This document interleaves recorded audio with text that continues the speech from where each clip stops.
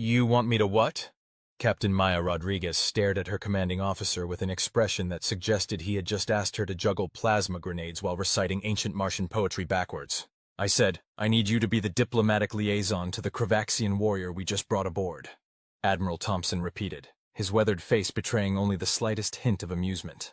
You're the only one who hasn't run away screaming or tried to requisition a transfer to the Waste Management Department. Maya pinched the bridge of her nose, a gesture that had become something of a nervous tic since joining the Terran Space Force. Sir, with all due respect, the Cravaxian is 8 feet tall, covered in chitinous armor, and has more sharp appendages than a Swiss Army knife designed by H.R. Geiger. The last time someone tried to say hello, they hissed so loudly, it set off 3 separate alarm systems. Exactly why we need someone with your unique approach to diplomatic relations. My unique approach got me kicked out of the Centaurian embassy last year. As I recall, you also prevented an interstellar incident by teaching their High Counselor how to play poker. The Admiral's eyes twinkled. Sometimes the unconventional approach is exactly what we need. Maya sighed deeply, knowing she was fighting a losing battle. Fine, but when this goes horrifically wrong, I want it noted in my file that I predicted it. Duly noted, Captain. Now your new friend is in Cargo Bay 3. Try not to start another poker tournament. The last thing we need is a Cravaxian warrior with a gambling habit. The walk to Cargo Bay 3 felt like a march to the gallows, albeit one accompanied by the gentle hum of the starship's engines and the occasional nervous glance from passing crew members. Maya had read the briefing files on the Cravaxian race, ancient warriors who had once ruled half the galaxy, now reduced to a handful of scattered enclaves after a catastrophic civil war. This particular specimen had been found in a derelict ship, preserved in stasis for what preliminary scans suggested was over 10,000 years. The cargo bay doors hissed open, revealing her new assignment. The Cravaxians stood motionless in the center of the room, their iridescent armor reflecting the overhead lights in a rainbow of metallic hues. Multiple arms, Maya counted 6 visible ones, were folded in what might have been a meditative pose, or possibly just a convenient way to avoid accidentally stabbing anything. Hi there, Maya said, forcing cheerfulness into her voice. I'm Captain Rodriguez. I've been assigned to help you adjust to this whole waking up millennia after you went to sleep situation, which, I've got to say, sounds like a really rough Monday morning. The Cravaxian's head turned toward her with a sound like grinding gears. Multiple compound eyes focused on her face, and Maya had the distinct impression she was being studied like a particularly interesting specimen in a lab. You, just about my circumstance? The voice that emerged was surprisingly melodious, despite the underlying clicks and chirps.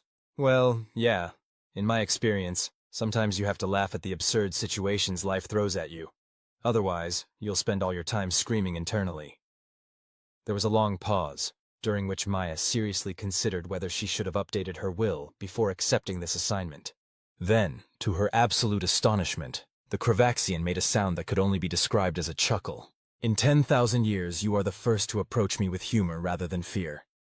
The warrior uncurled several arms in what Maya hoped was a non-threatening gesture. I am Zeke RX, though I suspect that name will prove challenging for your vocal apparatus. Mind if I call you Zach? It's close enough, and it'll save me from mangling your actual name every time we talk. Another chuckle, louder this time. Your species is remarkably direct. Yes, Zach will suffice. Tell me, Captain Rodriguez, do humans typically approach ancient warrior races with such casual disregard for protocol? Oh, we have protocols, hundreds of them. But we also have this thing called common sense that occasionally suggests that maybe treating everyone like they're about to explode isn't the best way to make friends. Friends? Zach's head tilted at an angle that would have been impossible for human anatomy. You wish to be friends? Why not? You're stuck on this ship for the foreseeable future. I'm assigned to help you adjust, and I've always wanted to learn about ancient alien martial arts. Seems like a win-win situation to me. The next sound that emerged from Zach was something between a laugh and a metallic squeal, causing several nearby storage containers to vibrate. You are either the bravest or most foolish human I have encountered. I get that a lot, usually both in the same sentence. Maya pulled up a nearby crate and sat down, making herself comfortable. So, want to tell me what it was like back in your day? I promise to only make minimal jokes about how you probably had to walk uphill both ways to get to your space battles. What followed was perhaps the most surreal conversation in Maya's career, which, given her history, was saying something. Zack turned out to be not just a warrior, but a historian of sorts, having documented countless battles and cultural exchanges during the height of the Cravaxian Empire. They spoke for hours, with Maya occasionally interjecting modern references that required extensive explanation, much to Zack's fascination. "So you're telling me," Zack said, now seated, somewhat precariously on a reinforced cargo container, "that humans achieved faster-than-light travel largely because someone watched entertainment programs about it and said, 'We should try to build that'?" "Pretty much. We're kind of stubborn that way. If we can imagine it, someone's going to try to make it real, even if it seems impossible." Maya grinned. "It drives some of the older spacefaring. Race is absolutely crazy. They spent millennia carefully developing their technologies, and we just burst onto the scene like, 'Hey, we made this warp drive in a garage. Want to see if it works?' That explains much about your species' reputation." Zack's mandibles clicked in what Maya was beginning to recognize as amusement. The Cravaxian Empire encountered many races, but none quite like humans. Most species we met either cowered in fear or attempted to prove their superiority through combat. "Yeah, we tend to take a third option. Befriend the scary aliens and teach them our weird customs until they're too confused to fight us." Days turned into weeks, and something remarkable began to happen aboard the starship. The crew, initially terrified of their ancient passenger, started to warm up to Zack's presence. It helped that Maya had convinced them to set up a regular game night in the recreation room, where Zack proved to be surprisingly adept at board games, despite occasional incidents where excitement led to accidentally punctured game boards. "I still don't understand why the small metal dog is considered valuable in this monopoly," Zack commented one evening, carefully moving their piece with a precision that seemed at odds with their fearsome appearance. "It's not about the dog. It's about capitalism and crushing your enemies through real estate ownership," Lieutenant Park explained, while watching his properties being systematically acquired by the alien warrior. "Ah, so it is a simulation of economic warfare. Now I understand its appeal." Maya, who had been eliminated an hour ago, watched with undisguised glee as Zack proceeded to bankrupt the remaining players with a strategy that would have made Wall Street brokers weep with joy. The same tactical mind that had once commanded vast space fleets was now being applied to accumulating little green houses and hotels. The real breakthrough came during what would later be known as the cafeteria incident. A newly assigned ensign, startled by Zack's appearance in the mess hall, had dropped their tray, sending food flying everywhere. Instead of the expected reaction of anger or indifference, Zack had immediately dropped to all appendages and helped clean up the mess, while simultaneously telling a story about a similar incident involving ceremonial food during a diplomatic function with the now extinct Proxima dynasty. By the time the story was finished, the entire cafeteria was laughing. The ensign had relaxed, and someone had even convinced Zack to try their first taste of chocolate pudding. An experiment that led to a 3-hour discussion about human desserts and their potential applications in diplomatic relations. "Your species," Zack declared after finishing their third pudding cup, "has achieved something the Cravaxian Empire never managed in all its millennia of existence." "What's that?" Maya asked, already knowing she was going to enjoy the answer. "You have weaponized hospitality. It is most impressive." The statement, delivered with complete seriousness by an 8-foot-tall alien warrior while holding a tiny pudding cup, sent the entire cafeteria into fits of laughter. Even the kitchen staff, who had initially been skeptical about serving an ancient alien warrior, were now regularly setting aside special portions of dessert for their unusual guest. As months passed, Zack's presence aboard the ship evolved from a diplomatic curiosity to something approaching normalcy. The warrior began sharing their vast knowledge of ancient combat techniques with the security team, while in return, various crew members taught them everything from Earth history to popular culture. Movie nights became particularly interesting, especially when Zack would point out tactical flaws in science fiction films. The Death Star's thermal exhaust port was not merely a design flaw, they explained during one such session. It was an affront to basic military engineering principles that would have gotten someone executed in the Cravaxian Empire. "Really?" Maya raised an eyebrow. "Your empire was that strict about engineering standards?" "No, but we would have used it as an excuse because the rest of the design was equally offensive. Why build a planet-destroying station when a fleet of smaller, more maneuverable ships would be more efficient and less vulnerable to small fighters piloted by farm boys with mysterious powers?" The real test of Zack's integration into the crew came unexpectedly during a routine diplomatic mission that turned out to be anything but routine. The ship had been ambushed by pirates who had somehow gotten their hands on military-grade cloaking technology, In the chaos that followed, Maya found herself trapped in a corridor with 3 armed boarders between her and the bridge. Just as she was calculating her odds of taking them all down before they could react, a familiar metallic voice rang out from behind the pirates. "Excuse me," Zack said politely, causing the boarders to spin around in shock. "I believe you are threatening my friend. I should warn you that this violates at least 7 different protocols I have recently learned about proper social interaction aboard starships." What followed was both terrifying and oddly hilarious, as Zack proceeded to subdue the pirates while simultaneously lecturing them about the importance of proper etiquette and the cultural significance of friendship in human society. Maya wasn't sure what was more surreal, watching an ancient alien warrior using combat moves that hadn't been seen in 10 millennia, or hearing them explain human concepts of friendship while doing so. "And another thing," Zack continued, efficiently disarming one pirate while using another appendage to gently set a fallen potted plant back upright. "Humans have this wonderful concept called movie night, which you are disrupting. This is considered extremely rude."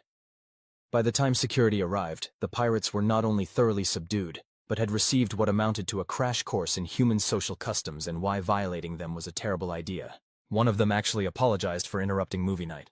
In the aftermath of the incident, as the crew was securing the prisoners and repairing the minimal damage, Admiral Thompson found Maya and Zack in the recreation room, calmly finishing the interrupted movie.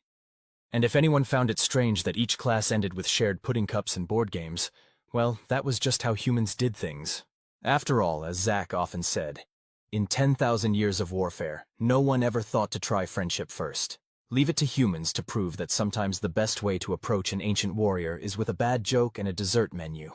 And somehow that made perfect sense.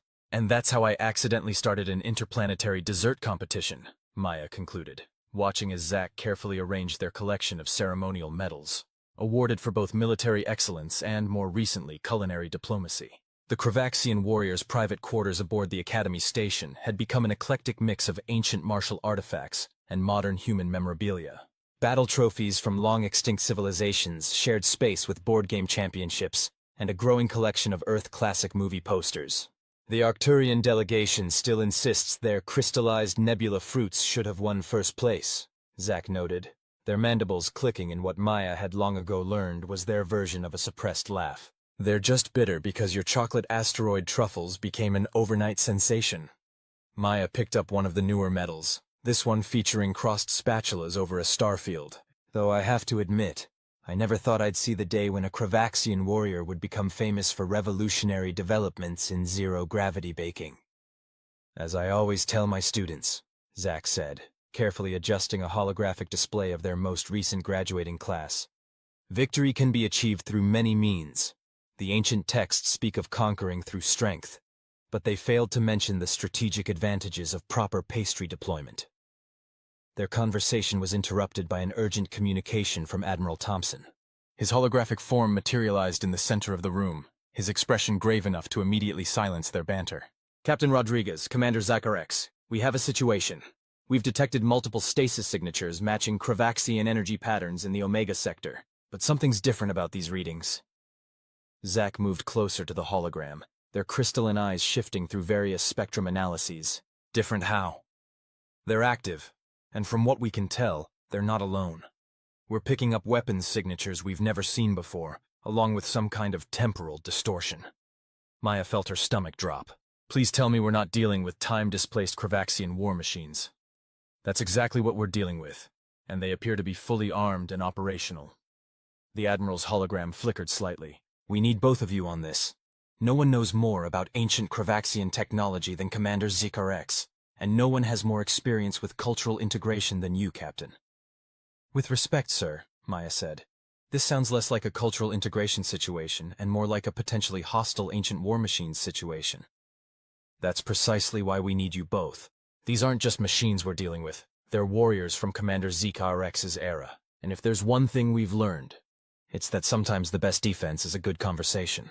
Zack's armor plates shifted in what Maya recognized as their thinking posture. "The Admiral's logic is sound.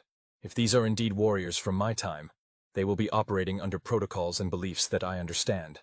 However," they paused, mandibles clicking thoughtfully, "they may not be as receptive to human diplomatic methods as I was." "You mean they might not appreciate being offered pudding cups and movie nights?" Maya asked, already knowing the answer. The warriors of my time were less flexible in their thinking. We were taught that change was weakness, adaptation was surrender, and other species were either threats to be eliminated or subjects to be ruled. So, basically the opposite of everything you've learned since waking up here? Precisely. My time with humans has taught me that strength can come from change, power from adaptation, and true victory from understanding rather than domination. But convincing others of my kind, especially those who have just awakened to find their empire gone. Zach's voice trailed off. Then we'll just have to show them what they're missing, Maya said with a determination that made Admiral Thompson's hologram smile. After all, it worked once before. The mission was authorized within hours. The Academy's flagship, redesignated as a diplomatic vessel despite its substantial armament, was prepared for immediate departure. As they boarded, Maya couldn't help but notice the modifications to the cargo bay. Alongside the standard military equipment were crates labeled Cultural Integration Materials. "Did you really requisition a complete collection of classic Earth movies?" she asked, checking the manifest. Along with board games, cooking equipment, and yes, a substantial supply of pudding cups, Zach confirmed. "If we are to repeat the success of my integration, we must be properly equipped. You know they might just shoot at us instead of sitting down for movie night, right? Then we shall have to be very convincing about the superior entertainment value of not shooting at us." The journey to the Omega sector was tense, filled with preparation meetings where Zach briefed the crew on ancient Cravaxian combat protocols while Maya developed what she called aggressive friendship strategies. The combination resulted in what might have been the strangest military operation plan in Terran Space Force history. "To summarize," Maya said during the final briefing, "if we encounter hostile forces, we proceed with Standard Protocol 7B, but with the addition of immediate cultural exchange initiatives and ready deployment of diplomatic deserts?" "Correct," Zach confirmed, their multiple arms gesturing at various tactical displays. "The key is to demonstrate both strength and openness simultaneously. My people respect power, but need to see that it can coexist with change." As they approached the coordinates, the sensors revealed the full scope of their challenge. 5 Cravaxian war cruisers, each nearly twice the size of their own vessel, arranged in a classical combat formation. And at the center of the formation, a temporal anomaly that pulsed with energies their instruments could barely measure. "Well," Maya said, staring at the tactical display, "I guess we're about to find out if your people appreciate human hospitality as much as you do." The first contact was about as tense as expected. The Cravaxian war cruisers immediately locked weapons on their ship, and the initial communication was less than friendly. "Unidentified vessel," a voice thundered through the comm system, carrying the same metallic undertones as Zach's, but with none of the warmth. "You have entered a restricted combat zone. Identify yourself or be destroyed." Maya glanced at Zach, who nodded and stepped forward. What followed was a rapid exchange in ancient Cravaxian that had the bridge crew's universal translators smoking. Finally, Zach switched back to English. "They are confused. The temporal displacement has left them disoriented, and finding one of their own kind serving alongside humans has them questioning their protocols. Good confusion or bad confusion? They haven't opened fire yet, which by ancient Cravaxian standards is practically a warm welcome." Maya took a deep breath and made a decision that would later be studied in diplomatic academies across the galaxy. "Open a visual channel, full spectrum." The main screen flickered to life, revealing a Cravaxian war council that looked like something out of an ancient manuscript about conquering civilizations. 5 warriors, each as imposing as Zach had been on their first meeting, stared back with compound eyes that reflected centuries of martial tradition. Maya stood up, straightened her uniform, and smiled. "Hi there. I'm Captain Maya Rodriguez of the Terran Space Force. We noticed you folks seemed a bit lost in time, and we thought you might appreciate some friendly assistance. Also, we brought snacks." The silence that followed was so profound that Maya could hear the ship's environmental systems cycling. The Cravaxian warriors looked at each other, then at Zach, then back at Maya, their mandibles clicking in what might have been confusion, outrage, or possibly both. Finally, one of them spoke. "You brought snacks?" "Well, yeah, time travel's hungry work, I imagine. Plus, we found that diplomatic discussions go much better with refreshments. Right, Zach?" Zach, showing either incredible courage or a perfect understanding of the situation, added, "The humans have developed remarkable advances in culinary science. Their pudding cups alone are worth at least temporarily postponing any thoughts of conquest." What followed was perhaps the most unusual first contact scenario in recorded history. Through a combination of Zack's respected status as an ancient warrior, Maya's disarming directness, and the undeniable appeal of Earth desserts, they managed to convince the War Council to at least board their ship for discussions. The sight of 5 ancient Kravaxian warriors sitting in the ship's conference room, carefully handling pudding cups with their battle-scarred appendages while watching a historical documentary about Earth's space program, would become legendary in diplomatic circles. "So," Maya said, once they had established a baseline of non-hostile communication, "want to tell us how you ended up here? Because temporal displacement usually doesn't just happen by accident." The temporal anomaly, it turned out, was relatively simple to resolve once everyone agreed to cooperate rather than continue with ancient combat protocols. The Kravaxian warriors' knowledge combined with modern Federation science allowed them to stabilize and eventually close the temporal rift. The more complex challenge was deciding what to do with 5 ancient war cruisers and their crews. The solution, when it came, was typically human in its optimism. Integrate them into the Academy's historical warfare and cultural studies program. "Let me understand this correctly," VK Tech said during the final negotiation session. "You want us to teach future generations about ancient combat techniques and Kravaxian culture, while also learning about modern diplomatic approaches and possibly advanced culinary arts," Maya added. "We find that a balanced education produces better results. And you trust us with this responsibility, despite our initial hostility?" "Well," Maya grinned, "you haven't tried to conquer anything since discovering chocolate mousse, so I'd say you're adapting pretty well." The program, much to the surprise of everyone except possibly Maya and Zack, was an unprecedented success. The sight of ancient Kravaxian warriors teaching combat techniques in the morning and attending cooking classes in the afternoon became a normal part of Academy life. Years later, during a special ceremony celebrating the 5th anniversary of what became known as the Temporal Integration Initiative, Admiral Thompson would remark that it was perhaps the most uniquely human solution to what could have been a catastrophic conflict. "Only humans," he said, "would look at a fleet of time-displaced alien war machines and think these folks probably need friends and snacks."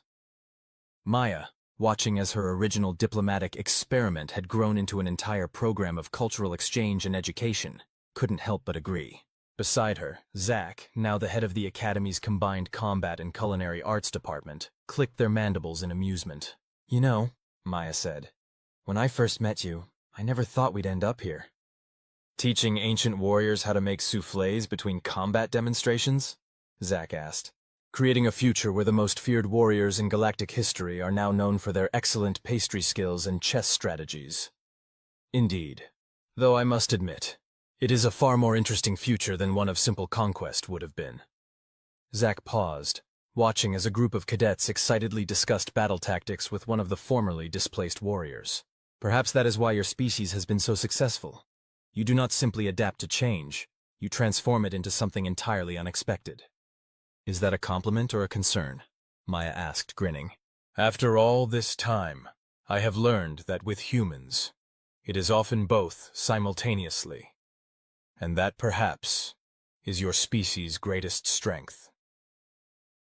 The Academy's new motto, suggested by VKTX of all people, summed it up perfectly. Victory through understanding, peace through pudding cups. No one was entirely sure if it was meant to be serious or humorous. But then again, that was rather the point. "Incoming transmission from the Galactic Council," Lieutenant Park announced, his voice carrying a note of resignation that Maya had come to associate with bureaucratic complications. Maya exchanged glances with Zack, who was in the middle of grading combat technique essays while simultaneously perfecting a new recipe for zero-gravity soufflés. "Let me guess," she said. "They're still processing our request for official recognition of the Kravaxian Cultural Integration Program?" The holographic display flickered to life, revealing not the expected bureaucrat but a full council chamber. Representatives from dozens of species filled the virtual space, their diverse forms creating a kaleidoscope of galactic civilization. At the center stood High Counselor Nextara, their phosphorescent tentacles swaying in what might have been agitation or excitement. "Captain Rodriguez, Commander Zikarix," the High Counselor began. "We have reviewed your proposal extensively. The concept of integrating ancient Kravaxian warriors into modern society through cooking classes and board games has generated considerable discussion." Maya felt Zack stiffen beside her. Even after years of successful integration, There were still those who viewed their program with skepticism. High Counselor, our results speak for themselves. The Cultural Exchange Initiative has completely revolutionized our understanding of interspecies relations. Nextara interrupted, their tentacles now definitely showing excitement. Which is why we have a new proposal for you both.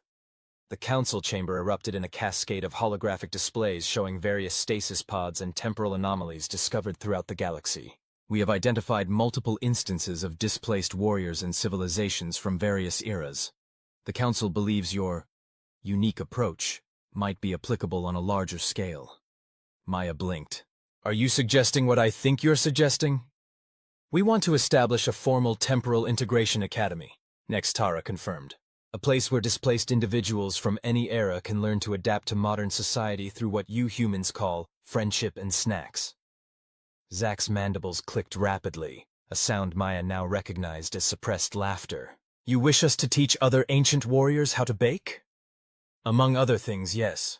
Your success with the Cravaxian integration has proved that sometimes the most effective diplomatic tool is a well-timed dessert. The proposal was ambitious. A massive space station dedicated to helping temporally displaced individuals adjust to modern life. It would combine traditional academic subjects with cultural integration programs, combat training with cooking classes, and ancient wisdom with modern innovation. Of course, Nextara added. We would need experienced leadership, perhaps 2 individuals who have already demonstrated success in this unusual field. Maya looked at Zack, who was already reorganizing their lesson plans holographically. Well, she said, I suppose we could expand our curriculum, though we might need to modify some of the recipes for different species' dietary requirements. The next few months were a whirlwind of activity. The new Academy station took shape in orbit around a neutral world. Its design incorporating architecture from various eras to help its future students feel more at home. Maya and Zack found themselves interviewing an increasingly diverse staff, including several of their original Cravaxian students, who had developed their own unique teaching styles. Remember, VKTX advised during a planning session. When I first arrived, it was the unexpected nature of human hospitality that broke through our combat protocols. Perhaps we should maintain that element of surprise. The first class of students was as diverse as they had hoped. Along with more awakened Cravaxian warriors, they had temporal refugees from dozens of civilizations, Centaurian battle monks, Andromedan war poets, even a group of Pleiadian strategic advisors who had accidentally frozen themselves while trying to calculate the perfect battle plan. The orientation session was something that would have made any traditional military instructor have a nervous breakdown. Maya stood before the assembled group, trying not to laugh at the sight of ancient warriors from across time and space, sitting in modern classroom chairs, looking simultaneously intimidating and bewildered. Welcome to the Temporal Integration Academy, she began. I know many of you are feeling displaced, confused, and possibly wondering why there's a buffet table at the back of the room. Trust me, it all makes sense eventually. Well, except maybe the part about humans using pictures of infant Earth creatures to communicate emotions. We're still trying to figure that one out ourselves. Zack stepped forward, their armor now decorated with both military honors and culinary awards. As someone who once stood where you are now, I can assure you that while this approach may seem unconventional, it is remarkably effective. Now, who would like to learn about the strategic applications of chess while we wait for the first batch of cookies to finish baking? The program evolved in ways even Maya hadn't anticipated. The Andromedan war poets turned out to have a particular talent for creating fusion cuisine, combining recipes from different eras into entirely new dishes. The Centaurian battle monks integrated their meditation techniques into the cooking classes, leading to what they called mindful meal preparation. Even the Pleiadian strategic advisors, initially skeptical of any activity not directly related to combat, became enthusiastic participants after discovering that complex baking recipes could be approached as tactical challenges. The precise timing required for perfect pastry, one of them declared, is not unlike coordinating a fleet engagement, though the results are significantly more pleasant to clean up after. The Academy's reputation grew, attracting attention from across the galaxy. Soon, they were receiving requests not just for temporally displaced individuals, but from current civilizations interested in their unique approach to cultural integration. It turns out, Maya explained during a council update, that the same principles that help ancient warriors adjust to modern life work pretty well for current diplomatic relations too. It's hard to maintain hostility when you're trying to figure out a board game together or comparing recipes. The breakthrough moment came during what became known as the Great Bake-Off Incident. A delegation of traditionally hostile species had arrived at the Academy, ostensibly to evaluate its methods, but really to continue their ages-old argument about territorial rights. Maya and Zach, drawing on years of experience, assigned them all to the same cooking team. "Your challenge," Zach announced to the bewildered diplomats, "is to create a dessert that combines elements from all of your cultures. You have 3 hours. Try not to start any wars over ingredient choices." What followed was a chaotic but transformative experience. Species that had been firing weapons at each other weeks earlier found themselves debating the proper consistency of cream fillings and arguing about optimal baking temperatures. By the time their creation emerged from the oven, a surprisingly appealing fusion of 6 different cultural desserts, they had forgotten to maintain their traditional animosities. "You know," Maya said to Zach as they watched the formerly hostile diplomats enthusiastically sharing their creation with Academy students, "when I first met you, I never imagined we'd end up running what amounts to a combination military academy and culinary school for time-displaced warriors." Indeed. Though perhaps it makes a certain kind of sense. After all, both cooking and combat require discipline, precision, and the ability to adapt to changing conditions. Plus, Maya added with a grin, it's really hard to maintain a proper warrior grudge when you're wearing an apron and covered in flour. The Academy's success led to an unexpected development. Various species began voluntarily putting themselves into stasis just so they could attend.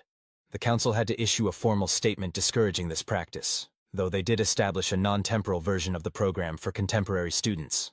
Years later, during the Academy's 10th anniversary celebration, Maya watched as graduates from across time and space mingled together, sharing stories and recipes. The sight of ancient warriors teaching modern diplomats their favorite board game strategies while discussing the finer points of dessert preparation would have seemed absurd a decade ago. Now it was just another day at the Academy.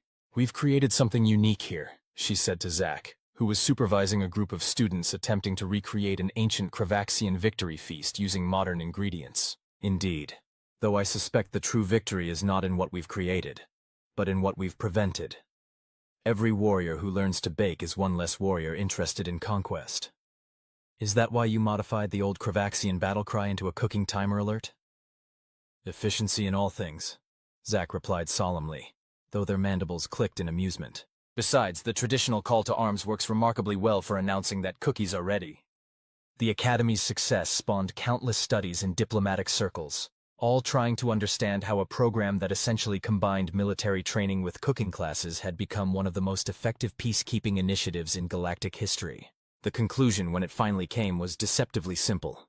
As one Andromedan war poet put it in their thesis, the humans understood something that had eluded the rest of us, that sometimes the best way to change the future is to invite the past to dinner. Maya couldn't have said it better herself, though she did add a footnote to the thesis. "Just make sure you have enough pudding cups. You'd be surprised how many galactic conflicts can be avoided with proper dessert preparation." And somewhere in the Academy's halls, ancient warriors continued to learn that sometimes the best victories come not from conquest, but from perfectly timed soufflés and well-played board games. It wasn't the future anyone had expected. But then again, the best futures rarely are.